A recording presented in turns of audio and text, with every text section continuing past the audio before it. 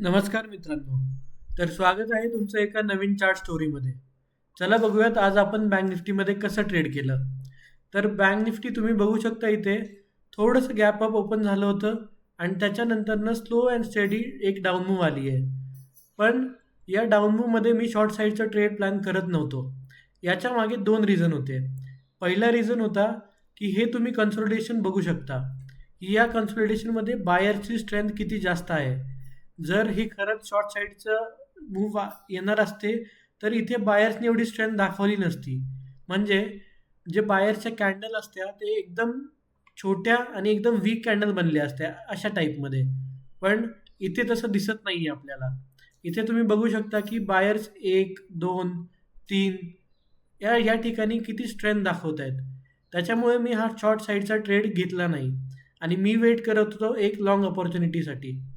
तर फायनली जेव्हा ही candle close झाली 115ची, हे बघूयात आपण आधी पोझिशन्स. आपण लॉंग केलं होतं अराउंड 146ला.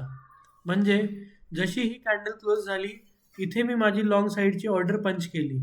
तर याच्या मागे दोन रिझन होते. पहिलं रिझन होतं की हा जो आहे हा प्रिव्हियस गॅप झोन होता आणि जेव्हा फर्स्ट टाइम प्राइस या झोनला अप्रोच करते तेव्हा आपल्याला माहिती आहे की हे ॲज अ सपोर्ट ॲड करते. तर हे होतं पहिलं रिझन. आणि दुसरं रिझन हे होतं की इथे सेलर्स ट्रॅप झाले होते या कॅन्डलमध्ये. कारण जर सेलर्स एवढे स्ट्रॉंग कॅन्डल बघणार तर ऑब्व्हियसली इथे सगळे शॉर्ट साईडचा ट्रेड प्लॅन करणार. पण याचाच मी फायदा उचलला आणि मी इथे लगेच लॉंग करून दिलं आणि स्टॉप लॉस ठेवला होता 100 पॉईंटचा, जो की होता 57,380च्या आसपास. तर आज मी एक्सपेक्ट करत होतो एक मोठी अप मूव्ह, पण ती मूव्ह आली नाही आणि मी बुक केलं आहे अराउंड 1.4 आरचा प्रॉफिट. हे तुम्ही बघू शकता की आज आपण बुक केलं आहे 4,200 रुपयाचा प्रॉफिट.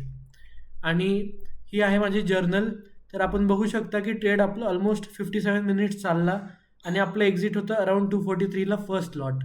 म्हणजे हे 243ला एक लॉट एक्झिट केला मी आणि त्याच्यानंतरनं मी अजून 255ला एक सेकंड लॉट एक्झिट केला 524 प्रीमियमला.